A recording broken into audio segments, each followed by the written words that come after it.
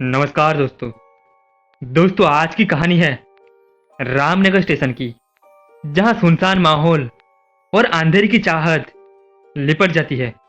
जहां पर इंसान तो क्या, कोई जानवर तक भटकने की हिम्मत नहीं करता। लेकिन राज और दिव्या दोनों नवविवाह जोड़े इस स्टेशन पर उतरते हैं, और ना केवल सिर्फ उतरते हैं बल्कि देर रात इस स्टेशन पर रुकने की खौफनाक गलती को भी अंजाम दे देते हैं। तो ये जानते हैं कि क्या थी वो असल खौफनाक कहानी, राज और दिव्या जिसे आज तक भूल नहीं पाए। 26 दिसंबर की कड़कड़ाहट ठंड की रात। पता नहीं उस रात को क्या मंजूर था। आसमान में तेज बादल गरज रहे थे, हवाएं जोरों पर थी। ऐसा लग रहा था जहां बारिश और भारी तूफान आने वाली है। राज और दिव्या दोनों ही एक लंबे सफर के बाद अगले आधे घंटे के अंतराल में अपने पुश्तैनी गांव रामनगर पहुंचने वाले थे, जहां एक नवविवाह जोड़े था। और इनके गांव के नियम अनुसार नवविवाह तो जोड़े को वैकुंठ मंदिर के दर्शन करने होते हैं, और मंदिर के अंदर मौजूद एक विशाल पीपल के पेड़ पर धागा बांधना होता है। इसी विधि को पूरा करने दोनों अपने पुश्तैनी गांव जा रहे थे। वैसे तो वो लोग अकेले ही थे, क्योंकि उनका परिवार शहर में रहता। उसके कुछ रिश्तेदार गांव में उनके स्वागत की तैयारी कर रहे थे। रेल की भी क्या मजबूरी थी कि रात के करीबन 10 बजे दोनों ही रामनगर स्टेशन पहुंचे। वैसे भी राज दिव्या को पहले से ही बहुत सारी बातें बता चुके थे इस स्टेशन के बारे में, जैसे कि स्टेशन पर कभी किसी की आवाज पर जवाब नहीं देते हैं, और ना ही यहाँ भगवान का नाम लेते हैं, और भूल कर भी यहाँ पर रखी किसी भी चीज के साथ छेड़खानी करते हैं। कहते हैं कि स्टेशन पर बुरे साई का राज है। राज दिव्या को लगभग सब कुछ बता चुके थे जो कि उसके घर वालों ने बताया था। वैसे राज भी एक एजुकेटेड पर्सन था, जिस कारण वो इन चीजों पर कोई खास विश्वास नहीं रखता। फिर कुछ पल बाद जब स्टेशन से दोनों उतरने वाले थे, तो उन्हें बड़ा अजीब सा लगा, क्योंकि वो ट्रेन का दरवाजा खोलने ही वाले थे कि इससे पहले वो दरवाजा अपने आप ही खुल गए। दोनों इससे थोड़ा घबरा गए, पर इसे भी हंसी मजाक में उड़ा दिया और सोचा कि हवा के झोंके के कारण खुला होगा। थोड़ी देर बाद जब दोनों स्टेशन पर उतरे, तो राज ने अपने दोस्त पुरुषोत्तम को कॉल किया, क्योंकि पुरुषोत्तम उन दोनों को स्टेशन से लेने के लिए आने वाले थे। पुरुषोत्तम ने कहा कि वह 1.5 घंटे में पहुंचेगा। दरअसल गांव में किसी का देहांत हो गया था, और इसी के कारण वह जल्दी ना पहुंच सका। पर उसने कहा कि तुम लोग स्टेशन के बाहर चौराहे पर इंतजार करो। राज ने सोचा, भला आधी रात के वक्त हम चौराहे के पास जाकर क्या करेंगे, क्योंकि यहाँ तो कम से कम बैठने और घूमने की जगह है। वह तो शायद वो भी नहीं मिले। राज ने यह बात को पुरुषोत्तम को नहीं बोले, और दिव्या के साथ वहीं पर उसका इंतजार करने की सोची। रात काफी गहरी थी, चांद भी गायब था, स्टेशन बिल्कुल बैरान हो गया था।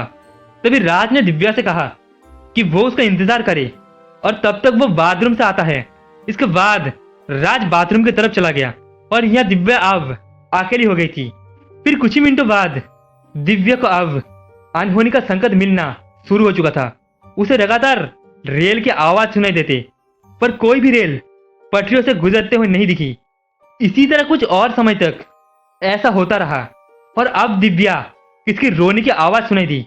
ऐसा लग रहा था जैसे कोई पटरियों पर सिर रखकर रो रहा हो। ये आवाज काफी समय से आ रही थी, और अब ये आवाज दिव्या को परेशान करने लगे थे। एक बार अपना वहम मिटाने के लिए दिव्या ने पटरियों की तरफ देखने का सोचा, और इसके तुरंत बाद ही दिव्या बेंच से उठी और पटरी की तरफ देखने गई। उसने जैसे ही पटरी की तरफ अपनी नजर घुमाई कि उसका तो पूरा बदन बुरी तरह से कांप गया।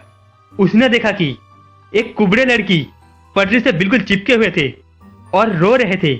लेकिन जब दिव्या ने उसे देखा, तो शायद वह कुबड़े लड़की ने भी दिव्या को देख लिया था, इसलिए इसके बाद वो पटरी को छोड़कर अब प्लेटफॉर्म पर चढ़ने लगी। दिव्या उसे देखकर बहुत ही बुरी तरह से डर गया। अब वो कुबड़े लड़के अब धीरे धीरे दिव्या के करीब आ रहे थे, लेकिन डर के मारे उसी वक्त दिव्या की एक खौफनाक चीख निकल गई। उसकी चीख को सुनकर राज दौड़ता हुआ बाहर आ गया, और दिव्या के पास पहुंचकर उसे शांत करने लगा। राज ने पूछा कि क्या हुआ, तो इस पर उसने उस कुबड़ी लड़की के बारे में दिव्या ने राज को बताया। तभी राज ने कहा, क्या दिव्या तुम भी? मैंने सिर्फ टाइम पास में वो भूतिया बातें तुम्हें बताए थे, तुमने उसे सच मान लिया। असल में थोड़े होते हैं जो तुमने देखा वो सिर्फ तुम्हारा मन का वहम था। दिव्या बहुत ही ज्यादा डर गई थी और लगातार राज को यहाँ से चलने की लिए बोल रहे थे, लेकिन राज भी भला क्या करता, क्योंकि बाहर वैसे ही बारिश और ठंड भी थी। उस वक्त एकमात्र स्टेशन ही सहारा था उन दोनों का। इसके बाद दिव्या किसी तरह सहम कर राज का कसकर हाथ पकड़कर वहीं पर बेंच पर बैठ गई। इसके बाद दोनों ही उसी बेंच पर बैठे रहे, लेकिन थोड़ी देर पहले जिस चीज का सामना दिव्या ने किया था, अब उसी चीज का सामना राज भी करने वाला था। दोनों बेंच पर बैठे ही थे कि तब स्मोकिंग की दुर्गंध आने लगी। राज को समझ में नहीं आया कि भला इस वीरान से स्टेशन पर इतनी देर रात कौन सिगरेट पी सकता है, क्योंकि उन दोनों के अलावा वहां पर कोई मौजूद नहीं था। कुछ देर बाद राज को एक और झटका लगा। अब उसकी नजर सामने वाली पिलर पर गई। दरअसल उस पिलर से सिर टककर इसका पैर था। उन पैरों को देखकर तो यही लग रहा था जैसे वहां पर कोई खड़ा हो। राज समझ गया कि हो ना हो वो सिगरेट पीने वाला ही खड़ा था, वो भी दिव्या की तरह अपना वहम मिटाने के लिए उस पिलर के नजदीक गया। जब राज उसके नजदीक गया तो उसकी भी रूह कांप गई, ये देखकर कि वहां पर कोई शख्स मौजूद नहीं है। पर हाँ, वो पास मौजूद था, लेकिन ये कैसे हो सकता है। उसने ठीक से देखा तो पता चला कि वो किसी का कटा हुआ पैर था। उसने ये बात दिव्या को बताना ठीक नहीं समझा, वरना वो और भी डर जाते। वो भी चुपचाप अपने बेंच पर आकर बैठ गई और पुरुषोत्तम का इंतजार करने लगा।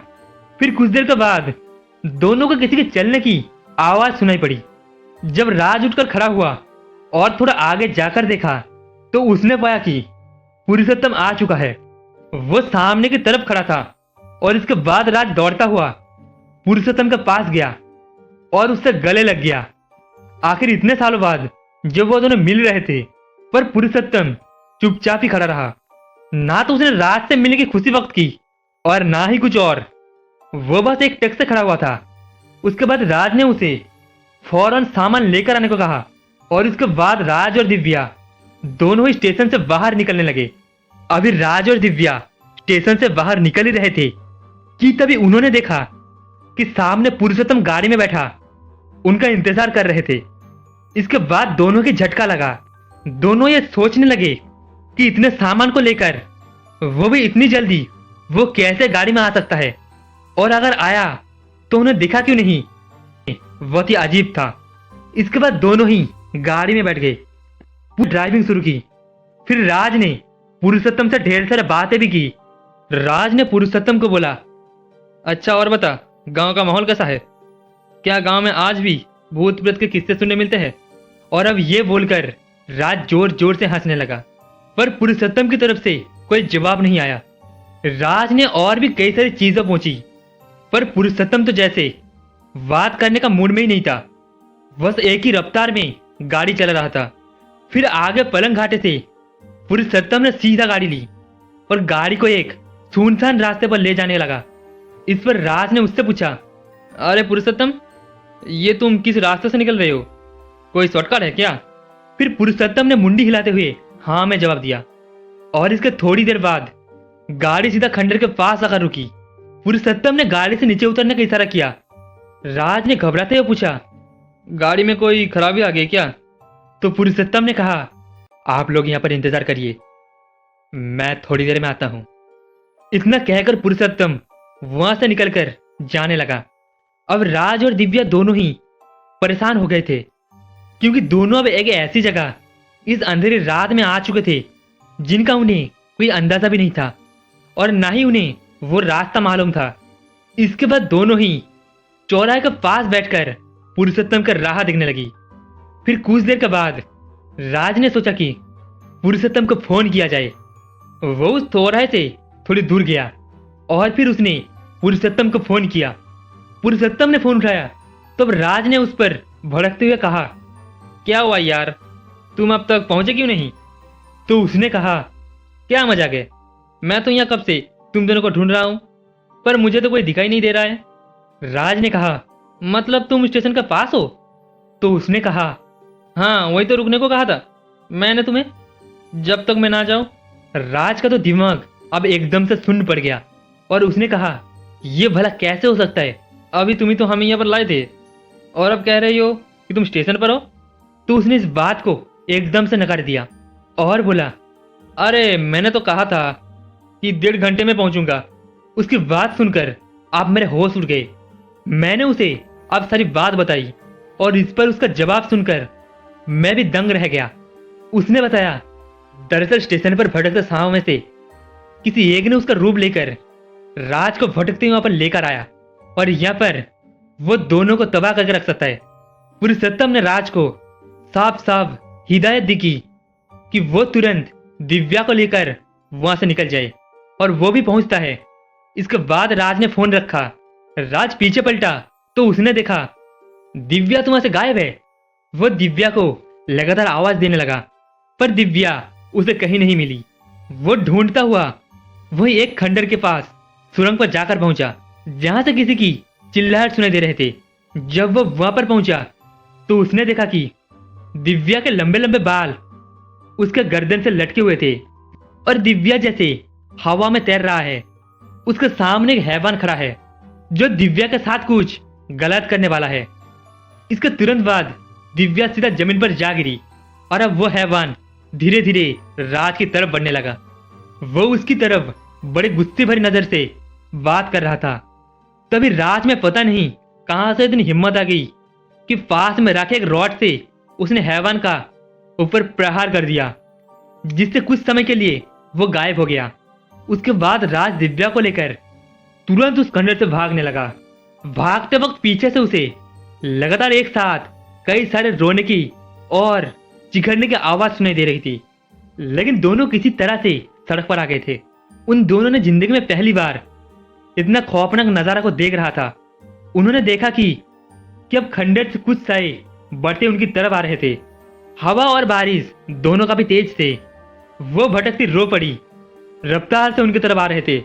तभी पीछे से हॉर्न की आवाज सुनाई पड़ी तो उन्होंने देखा पुरुषोत्तम गाड़ी लेकर आ गया। उसके बाद वो दोनों तुरंत ही गाड़ी में बैठ गए। पुरुषोत्तम ने गाड़ी को पूरे रफ्तार में भगाया। वो साए और प्रेत काफी दूर तक उनका पीछा कर रहे थे। अगर गलती से भी गाड़ी खराब हो जाती तो वो तीनों आज मौत के किनारे हो जाते। लेकिन किस्मत की मेहरबानी सब बाल बाल बच गए। उसके बाद वो लोग अपने गांव पहुंचे और फिर सब ने किसी तरह से उन दोनों को संभाला। उनका शुद्धिकरण भी हुआ और ये घटना वाकई उनके लिए बहुत ही खौफनाक थी।